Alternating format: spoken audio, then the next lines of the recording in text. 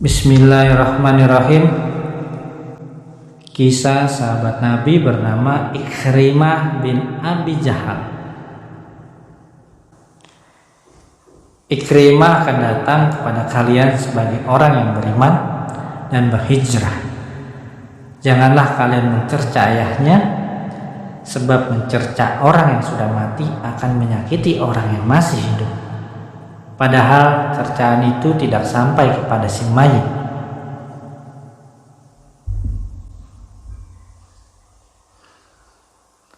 Selamat datang kepada para penunggang yang berhijrah. Saat usianya sudah memasuki kepala 3 dan saat Nabi mulai melakukan dakwah kebenarannya dengan terang-terangan. Saat itu ia adalah salah seorang anggota suku Quraisy yang terpandang nasabnya dan yang paling banyak harta. Sepantasnya ia memeluk Islam sebagaimana para sahabatnya seperti Sa'd bin Abi Waqqas, Mus'ab bin Umair, dan lainnya yang termasuk anak-anak orang terpandang di Mekah. Lalu siapakah ayahnya? Kalau engkau mengetahuinya, dia adalah tokoh Mekah yang paling mulia, pemimpin tindakan kemusyrikan nomor 1, sosok penyiksa yang dengan ulahnya Allah mencoba keimanan kaum muslimin dan ternyata mereka tegar menghadapinya. Lewat makarnya Allah menguji kesetiaan kaum muslimin dan ternyata mereka benar-benar setia. Dialah Abu Jahal. Itulah ayahnya. Sebabkan Ikrimah bin Abu Jahal al-Makhzumi adalah seorang di antara beberapa suku Quraisy yang berani dan salah seorang tokoh penunggang kuda yang terpandang. Ikrimah bin Abu Jahal merasa harus menuruti kepemimpinan ayahnya untuk memusuhi Muhammad SAW, sehingga ia sendiri begitu benci kepada Rasul SAW. Ia juga menyiksa para sahabat beliau dengan kejam.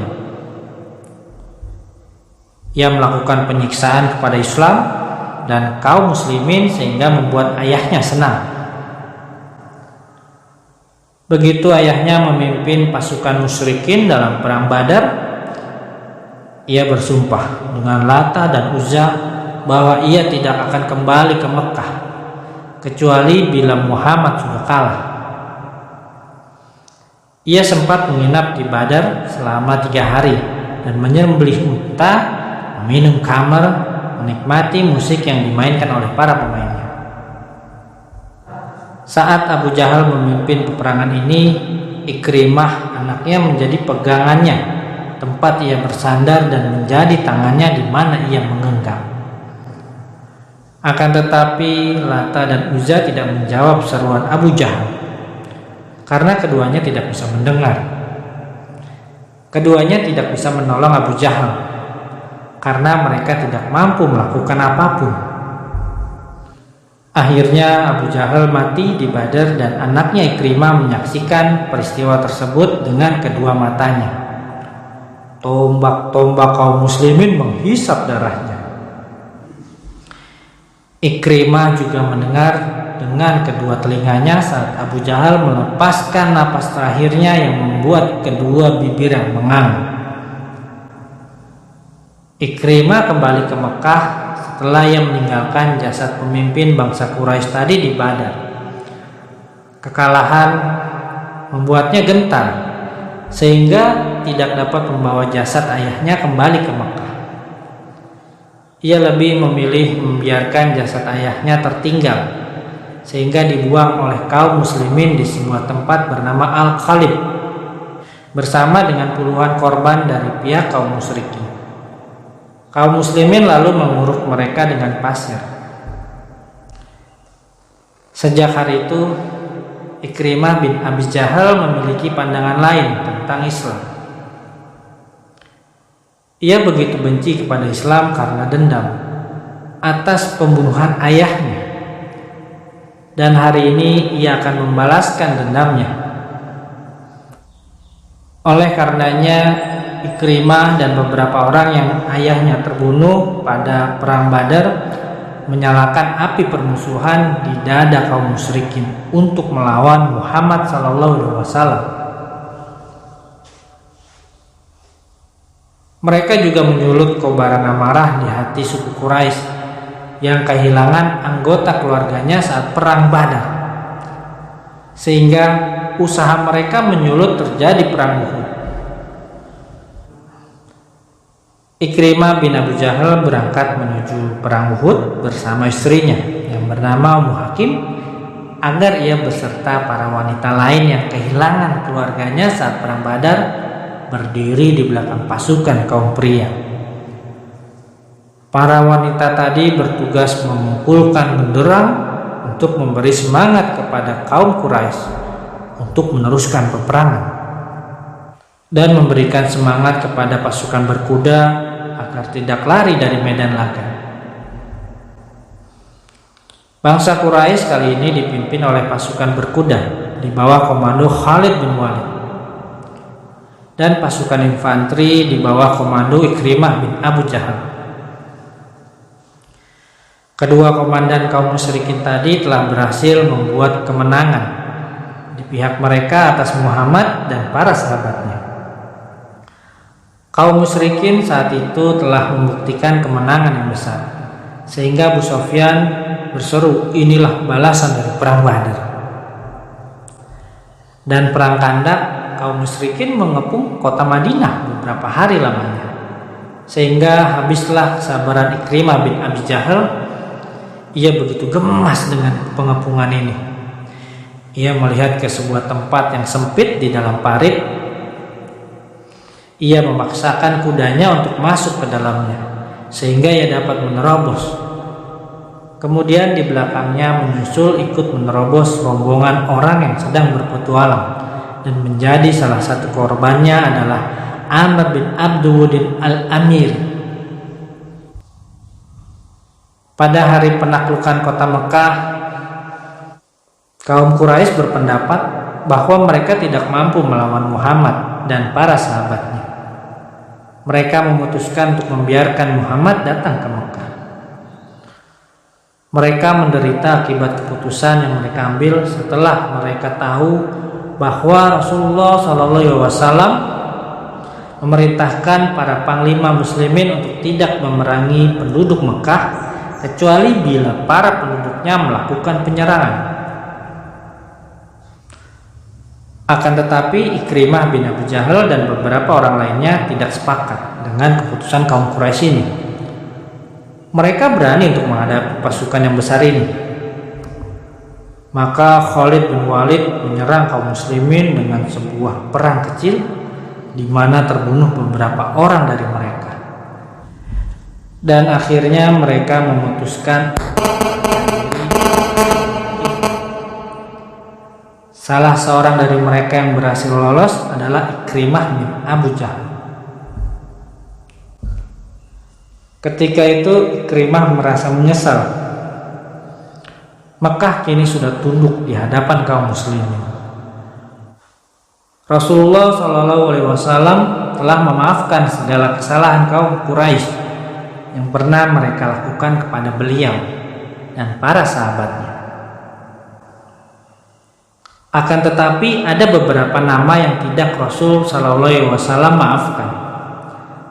Rasul memerintahkan para sahabatnya untuk membunuh nama-nama ini, meskipun mereka mendapatinya sedang berada di bawah tembok Ka'bah. Salah seorang dari nama yang dicari oleh kaum muslimin tadi adalah Ikrimah bin Abu Jahal. Oleh karenanya ia menyusup dengan sembunyi-sembunyi untuk keluar dari Mekah, dan ia hendak pergi melarikan diri ke Yaman. Karena ia tidak menemukan ada tempat perlindungan lain baginya kecuali di sana. Saat itu Ummu Hakim, istri Ikrimah bin Abu Jahal, dan Hindun bin Utbah datang ke rumah Rasulullah SAW diiringi dengan 10 wanita lainnya untuk menyatakan sumpah setia kepada Nabi SAW. Mereka semua masuk ke dalam rumah Nabi Sallallahu Alaihi Wasallam. Saat itu Rasul Sallallahu Alaihi Wasallam sedang ditemani oleh dua istrinya dan anaknya yang bernama Fatimah dan beberapa wanita dari Bani Abdul Muthalib. Maka berbicaralah Hindun, yang pada kesempatan itu ia mengenakan niqab. Ya Rasulullah, segala puji bagi Allah yang telah memenangkan agama yang dipilihnya.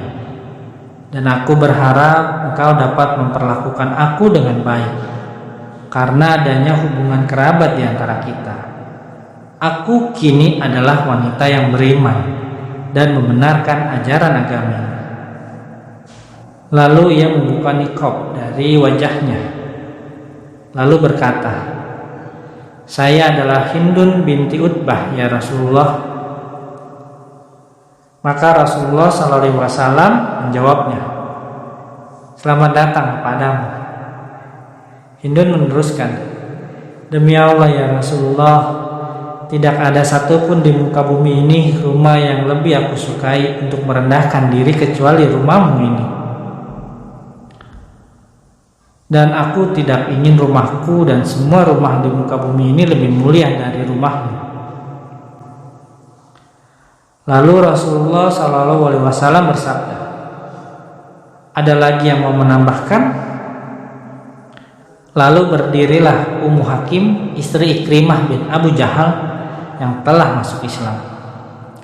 Ia berkata, "Ya Rasulullah, Ikrimah telah lari darimu menuju Yaman karena merasa takut akan kau bunuh. Berilah rasa aman baginya. Semoga Allah memberikan keamanan kepadamu." Lalu Rasulullah SAW menjawab, "Dia sekarang sudah aman." Lalu Ummu Hakim keluar dari rumah Rasulullah setelah mengajukan permintaannya. Saat itu ia sedang didampingi oleh seorang budaknya yang berasal dari bangsa Romawi. Begitu keduanya sedang berjalan cepat, lalu budaknya mencoba untuk menggoda Ummu Hakim. Maka Ummu Hakim berusaha mengulur-ulur waktu dan menjanjikannya di tempat lain.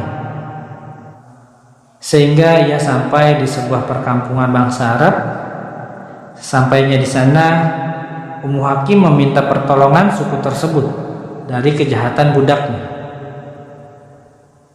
Maka suku tersebut mengikat budak Romawi tadi dan menawannya bersama mereka. Ummu Hakim meneruskan perjalanannya sehingga ia berjumpa dengan Ikrimah di tepi pantai di daerah Tihamah. Saat itu Ikrimah sedang berbicara dengan seorang nelayan muslim di atas perahunya. Nelayan itu berkata kepada Ikrimah, "Menyerahlah, sehingga aku dapat membawamu turut serta." Ikrimah bertanya, "Bagaimana aku melakukannya?" Nelayan menjawab, "Ucapkan bahwa aku bersaksi tiada Tuhan selain Allah dan bahwa Muhammad adalah utusannya." Ikrimah menjawab, "Aku kabur ke sini karena kalimat itu." Selagi mereka meneruskan pembicaraan, maka datanglah Ummu Hakim menemui Ikrimah. Lalu ia berkata, "Wahai sepupuku, aku baru saja datang dari manusia yang paling baik, berbudi dan paling bijak. Aku baru saja datang dari Muhammad bin Abdullah. Aku telah meminta jaminan keamanan bagimu darinya, dan ia telah memberikan jaminan keamanan bagimu. Maka janganlah engkau menyusahkan dirimu lagi." Ikrimah bertanya, "Engkau berbicara dengannya?" Ummu Hakim menjawab, "Benar. Aku telah berbicara dengannya dan ia memberikan jaminan keamanan bagimu."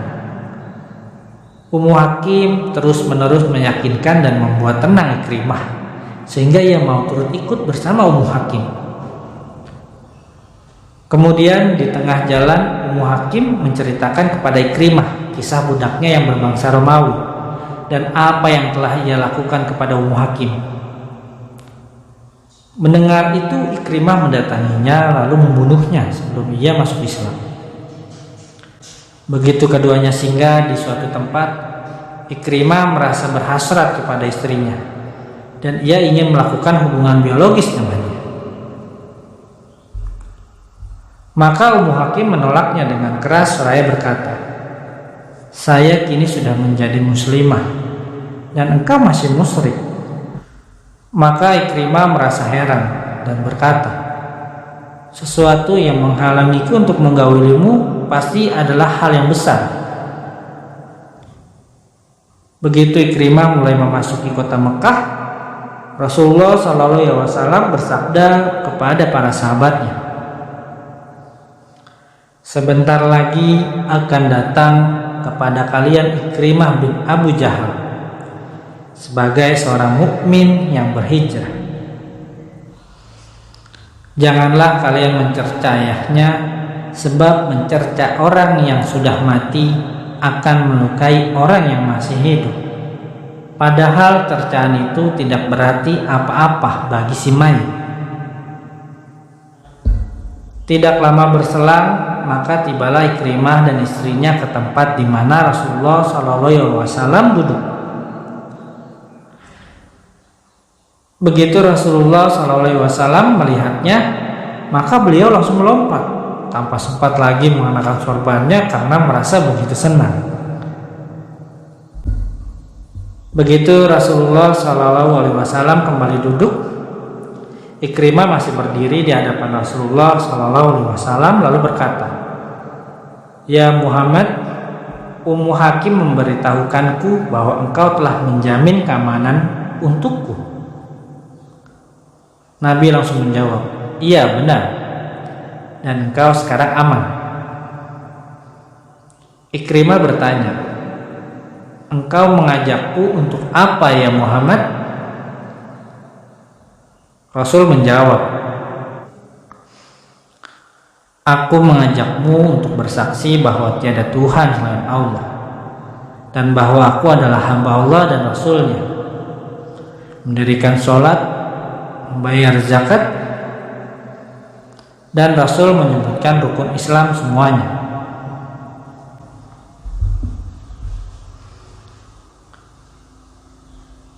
Ikrimah menjawab, "Demi Allah, engkau mengajak tiada lain untuk menuju kebenaran.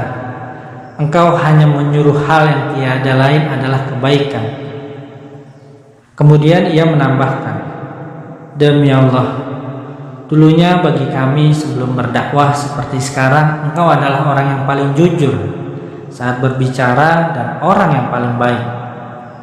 Lalu ia mengulurkan tangannya sambil berkata, "Aku bersaksi bahwa tiada Tuhan selain Allah, dan aku bersaksi bahwa engkau adalah hamba Allah dan Rasulnya." Lalu ia berkata lagi, "Ya Rasulullah, ajarkanlah hal terbaik yang mesti aku ucapkan." Rasul menjawab, "Ucapkanlah, asyhadu an la ilaha illallah wa anna Muhammadan abduhu wa rasuluh." Ikrimah bertanya, "Lalu apa lagi?" Rasul menjawab, "Ucapkanlah, aku persaksikan kepada Allah dan kepada orang yang hadir pada saat ini bahwa aku adalah seorang muslim, mujahid dan muhajir." Lalu Ikrimah pun mengucapkannya.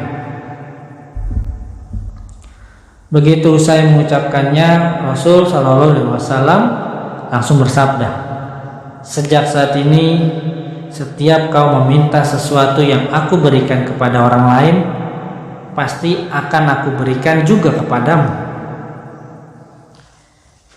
Ikrimah berkata, "Aku memintamu untuk memintakan ampunan bagiku atas segala permusuhan yang pernah aku lakukan terhadapmu, atas setiap perjalanan perang yang aku lakukan untuk menyerangmu, atau tempat perang di mana aku memerangimu, atau setiap perkataan yang aku pernah ucapkan di hadapanmu atau di belakangmu. Rasulullah SAW berdoa, Ya Allah, berilah ampunan kepadanya atas setiap permusuhan yang pernah ia lakukan terhadapku, atas setiap perjalanan perang yang pernah ia lakukan untuk memadamkan cahayamu, dan ampunilah ia atas apa yang pernah ia lakukan terhadap kehormatanku saat berhadapan denganku ataupun saat aku sedang tidak ada. Maka wajah Ikrimah langsung cerah dan ia berkata, Demi Allah, ya Rasulullah, semua harta yang pernah aku berikan untuk menghalangi jalan Allah, maka akan aku berikan lagi berlipat ganda di jalan Allah. Dan setiap korban yang pernah aku bunuh dalam menghalangi jalan Allah, maka aku akan membunuh jumlah yang berlipat ganda di jalan Allah. Mulai hari itu Ikrimah bergabung dengan pasukan dakwah bersama seorang penunggang kuda yang berani di medan laga. Ia menjadi seorang yang amat kuat beribadah, selalu membaca kitabullah di masjid-masjid. Ia pernah menaruh Al-Quran di wajahnya sambil berkata, Inilah kitab Allah, kalam Allah, dan ia menangis karena takut kepada Allah. Ikrimah memenuhi janjinya kepada Rasulullah SAW. Setiap kali kaum muslimin melakukan perang, pasti ia ikut bersama mereka. Tidak pernah ada rombongan yang diutus Rasulullah SAW untuk berperang kecuali Ikrimah sudah ada di barisan terdepan mereka. Pada perang Yarmuk, Ikrimah melakukan duel dengan Iqbal Al-Jami di sebuah genangan air yang dingin pada saat hari begitu panas. Pada suatu kesempatan kaum muslimin terjepit. Ikrimah turun dari kudanya dan mematahkan sarung pedangnya. Ia menerobos barisan bangsa Romawi. Khalid bin Walid langsung mengejarnya dan berkata, Jangan kau lakukan hal ini ya Ikrimah. Jika engkau tewas, maka hal ini akan membuat barisan muslimin menjadi lemah. Ia menjawab, Biarkan aku ya Khalid. Engkau sudah lama bergaul dan mengenal Rasulullah SAW. Sedang aku dan ayahku, kami adalah orang-orang yang dulunya amat memusuhi beliau. Biarkan aku menebus segala kesalahanku yang terdahulu. Lalu ia berkata, Dulu aku sering berperang melawan Rasulullah SAW. Apakah hari ini aku mesti berpaling untuk melawan bangsa Romawi? Ini tidak boleh terjadi. Lalu ia berseru kepada pasukan muslimin, Siapa yang bersedia untuk rela mati? Maka pamannya Al-Harith bin Hisham, Hirar bin Al-Ajwar, dan 400 orang lagi dari pasukan muslimin yang bersedia melakukannya. Akhirnya mereka semua berperang di bawah kepemimpinan Khalid bin Walid radhiyallahu anhu dengan begitu semangatnya, dan mereka melindungi Khalid dengan begitu hebatnya. Peperangan Yarmuk semakin menghebat dan kemenangan berpihak pada pasukan muslimin. Dan di tanah Yarmuk ini terdapat 3 orang mujahidin yang menderita luka parah. Ketiganya adalah Al-Harith bin Hisham, Ayyasi bin Abi Rabiah, dan Ikrimah bin Abu Jahal. Al-Harith berteriak meminta minum. Begitu air minum dibawakan kepadanya, ia menoleh ke arah Ikrimah lalu berkata, Berikan air ini kepadanya. Begitu air dibawakan kepada Ikrimah, ia menoleh ke arah Ayyas dan berkata, Berikan air ini kepadanya. Begitu mereka membawakan air kepada Ayyasi, rupanya Ayyasi sudah tewas. Begitu mereka kembali lagi kepada Al-Harith dan Ikrimah, rupanya keduanya pun sudah tiada. Semoga Allah Subhanahu wa Ta'ala meridhai mereka semua dan memberikan kepada mereka minuman dari telaga Al-Kautsar yang tidak pernah merasakan haus lagi untuk selamanya. dan menganugerahkan mereka dengan lebatnya kebun Firdaus sebagai tempat mereka menetap. Wassalam.